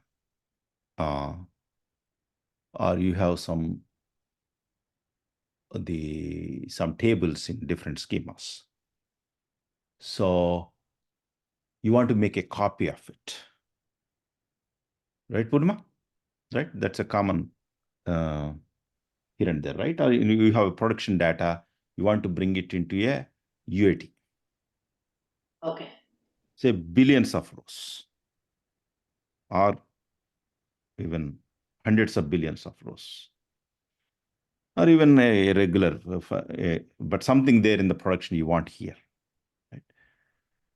So admin, everyone cannot do this. Admin has a permissions, or they gave you permission, or you have a table in one catalog. You want to bring it into another catalog. So basically you are cloning it. That's the use case. You're cloning it. When you're cloning it, what people generally do, Purnima? Create table, select star, right?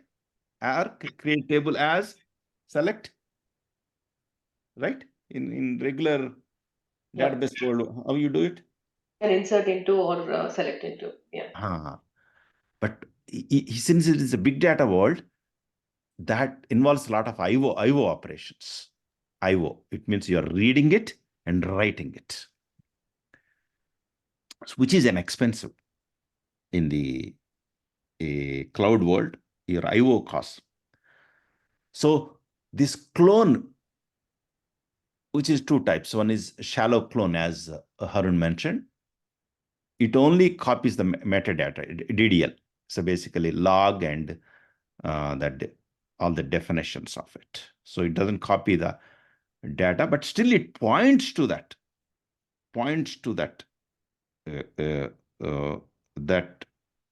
what you call that actional, the location of that table. So you still have data even in the shallow clone. The deep clone, literally, it copies the files. But you may ask me then, what is the difference between read and write? Read IO costs are more, whereas this shallow clone and deep clone uses the cloud kernel level copying, where it's called zero copy. It's called zero copy. What means they use low resources, TCP/IP level copies, so which reduces the cost. It means it's a most efficient way of doing a deep clone and shallow clone rather than create table with select star. But the use case answer to your question, Purnima, is if you want to create another tables from another catalogs or another system, you need a simulated data. You can't get the data, or for your testing temporarily, you want to test some production data, put it here, test it and delete that table and show the results to the business. Hey, we tested this. Or you want to reproduce one bug, one issue that came in the production into this QA, you temporarily take the permission from the admin, bring the production catalog into this, just that table with this, and you can able to test it.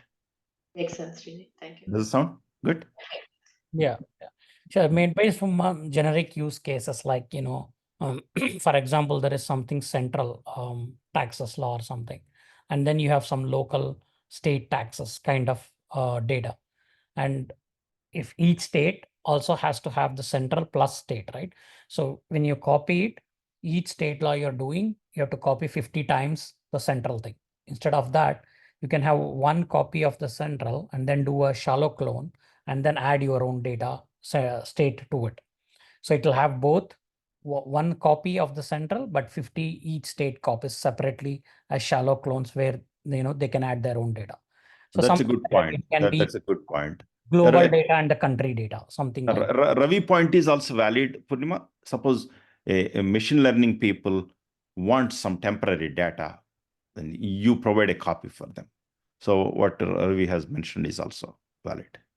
But I think fairly good. Yeah. Good question, guys. Great discussion. I think it's getting consolidated. DK, right? This helpful? Even from knowledge wise. Yes. Super awesome, guys. Okay. Yeah. Same thing we have done with the writing to tables. We did, we have done merge into and insert into. Insert into is basically append, append option that you keep appending to the table where we use in the raw layer. Overwrite is like, truncate or delete everything and then overwrite it. That's the mode that we do. Merge into is we have done, it's more like upsert. Again, the merge statement we have looked at, insert or update.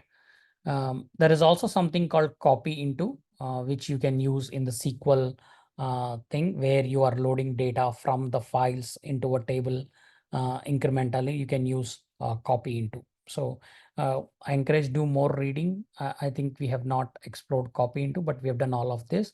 It's similar, which is writing insert or append into the tables, but using the files where directly copy into the table using SQL, reading from the files and copying into the tables.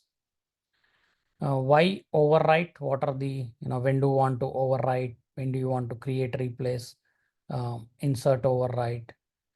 All of this we have done. These are SQL statements, basically create or replace table,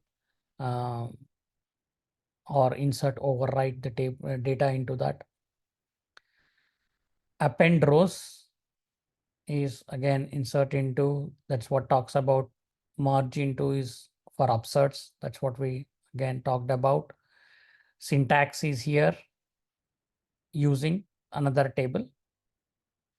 So merge basically gives you a deduplication. As long as you use the same keys that you have, you can match. And then if you have a same match, it does not insert, so it will update, so which will remove the duplicates. But insert into does not avoid duplicates, because you keep just appending the data, so there can be duplicates in the data set. So load incrementally, copy into, that's what we talked about. Execute only once. So if you have many files, copy into will only copy the data only once from the file. Where it has incrementally ingest from external systems, where multiple files are coming there, huge number of files that you want to insert into the table, use copy into, which will give you execute only once on one file that you are inserting data into. Okay, so which it says, duplicate records can still be there, that we need to handle ourselves, because it's not a merge statement. It's just a insert copy into the statement, more like an insert.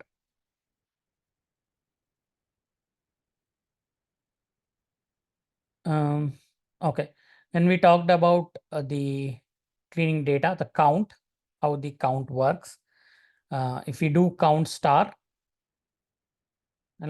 it will have all the data in the table, including nulls. But if you do a count of column, it will skip where it has nulls. So the count might be different when you do count star or count column. So it depends on what you want to do. Also, you can use countif. We check this, and then you can write your where clause or expressions for each column, where you can say is null or is not null, or has characters, whatever expression you want to write. So different flavors of doing the count here, count star versus count column or countif. Distinct star, again, you are doing a distinct count of the records to check if there is any duplicate, and it will also ignore all null values. So JSON, we did JSON parsing, how we have used explode and dot notation and colon notation that we have to parse the JSON file and then writing into the table. And again, recently, as we have seen, there is a variant type that is now available in the latest version, so which we can use for better reading of the JSON structure. Instead of writing it as a string, we can write the JSON read the JSON structure as a variant, and then we can parse when we are reading using the notations. So it gives much more support for reading the JSON structure. Arun, can we show some example next week? Yeah, sure. Okay. We'll talk about variant. I was actually working on that. Super. So join tables. Okay.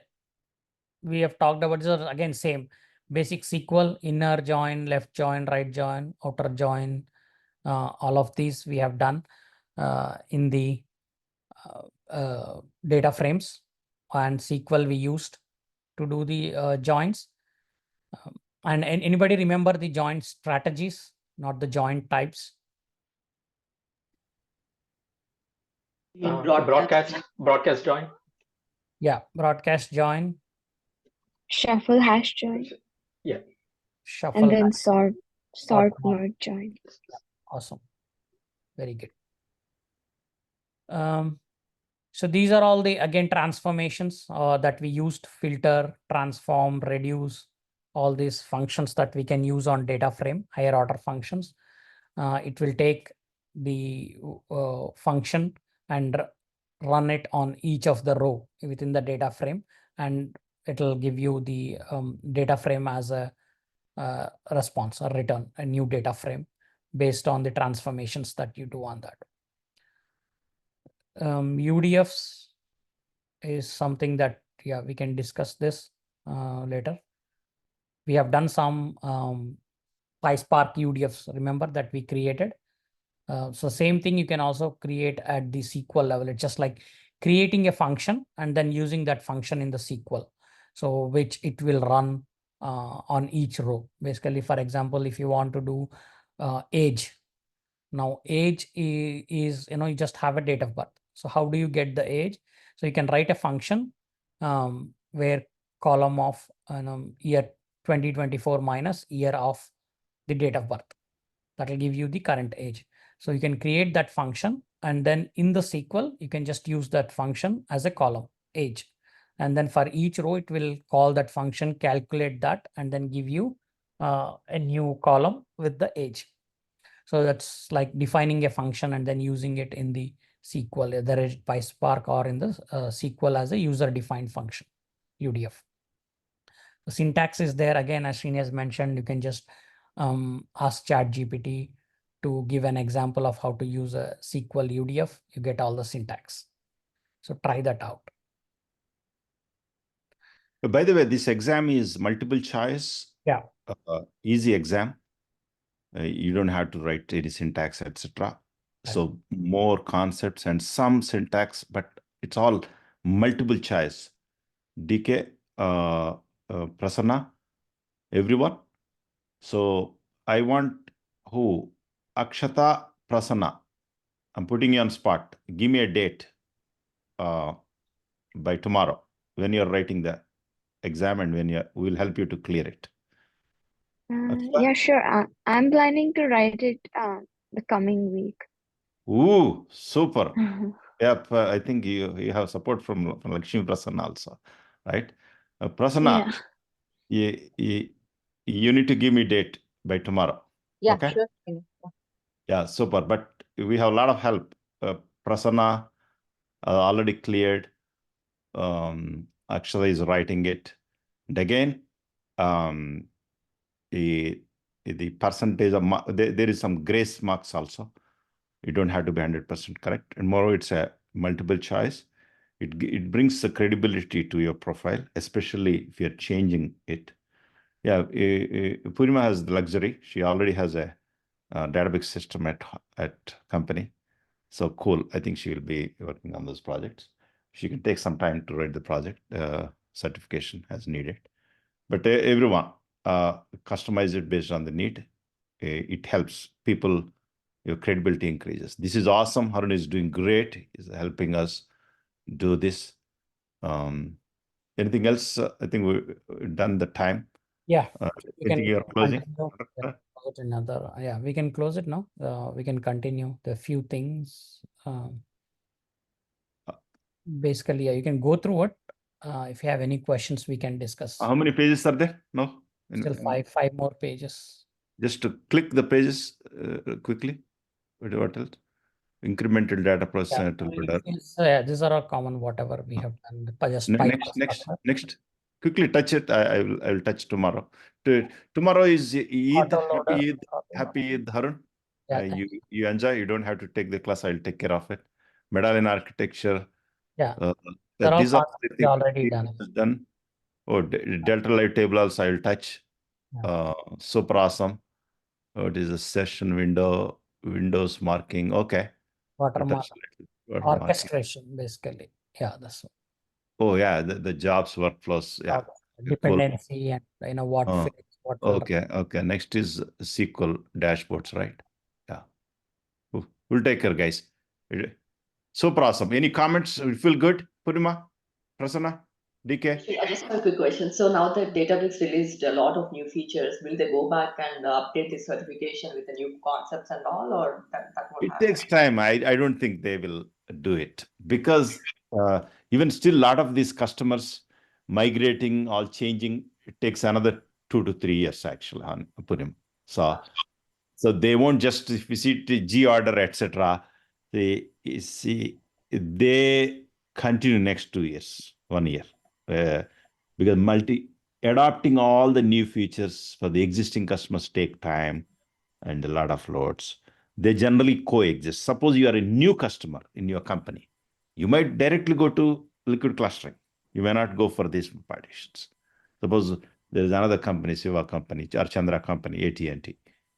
They already have some 100 tables with some partition. Who will go and change, recreate those tables and upgrade all this? It takes time. Right? That makes sense, right? Purnima? No, yeah, they won't. These certification and all these things are the last to get updated. Make sense? That makes sense, Shane. Thank you. Sahil, feel good? Chandra? Yes, Srini. Nag? Yes, wonderful. Yeah, I would like to more tie up with Sahil so that to get like a more better hands-on and possibilities for me. Yes, Chandra, just to mention that yesterday was my last working day with AT&T. Oh, I missed you. Okay. Harun, I will just stop recording. Yeah. Go ahead. Sahil. Yeah. So